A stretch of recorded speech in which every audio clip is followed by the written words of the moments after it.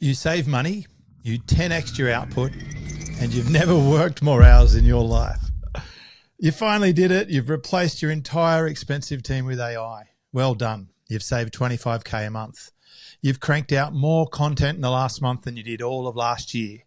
And now you're reading every single email, tweaking every headline, scheduling every post. You became the marketing department. I saw a post from someone I know about this exact situation. An 8-figure business came crashing to the earth.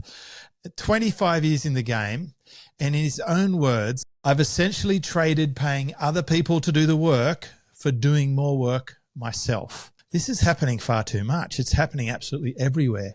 Smart operators replacing teams with AI and celebrating the cost savings, posting about the productivity gains, and slowly becoming more trapped than before. The math looks great on paper. 25K a month saved, 10x the output, speed to market that used to take weeks now takes hours. But nobody's counting the founder's time at their real hourly rate. And I'm a huge fan of effective hourly rate. You'll know that from my book, Work Less, Make More.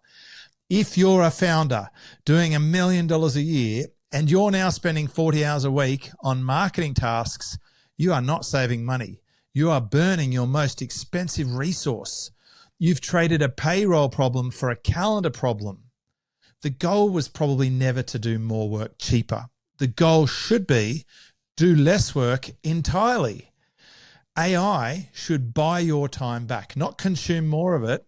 And this is what I'm seeing with founders who get this right versus founders who get trapped. The trapped founders ask, how can AI help me do this task? The leverage founder asks, how can AI help me not do this task at all? It's a different question, completely different outcome. There is a vast difference between people trying to figure AI out and people who have leveraged it. And unfortunately, the trapped founder fires the team, becomes the team, and is pottering around with silly little prompts. The leverage founder keeps the team and makes them dangerous, gives them operating systems, empowers them to learn the tools. I had a team of 5 before AI. I have a team of 5 after AI. Same headcount, dramatically more output. And I'm still not the bottleneck. In fact, I've worked the least I've ever worked, and I make the most I've ever made in the last year since AI came. The difference is we use AI to amplify what the team does, not to replace the team so I can do their jobs instead. Every system we build asks one question: does this shrink my involvement or expand it? If it works without James, I'm all over it. If it expands my involvement, we don't do it. Doesn't matter how much money it saves, doesn't matter how impressive the output is. The 4% principle applies to AI adoption too. 64% of the results come just 4% of your activities. AI should help you focus on that 4% and eliminate your involvement in everything else, not help you do the other 96% faster. If you're already down the path of doing everything yourself with AI, here's how to reverse it. First, track your time for 1 week. Actually track it, every task, old school. Second, calculate your real hourly rate. That's revenue minus all your costs divided by the number of hours you worked. And that's what your time actually costs. Third, look at every AI task you're now doing personally. Ask, is this in my top 4%? If not, it shouldn't be your job, even if AI makes it faster.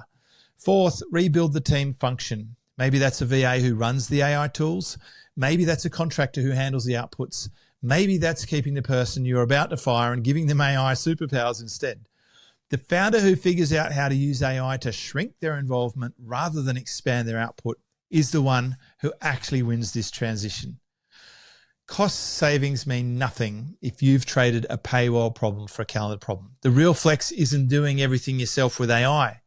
It's having AI-powered systems that run without you. If you've built something successful and you now feel like you're working harder than you've ever worked before, even though you've got all this AI, that is not a scaling problem. That is a leverage problem, and it's a different fix entirely. When did you first realize that you'd accidentally built yourself a more sophisticated job instead of a business?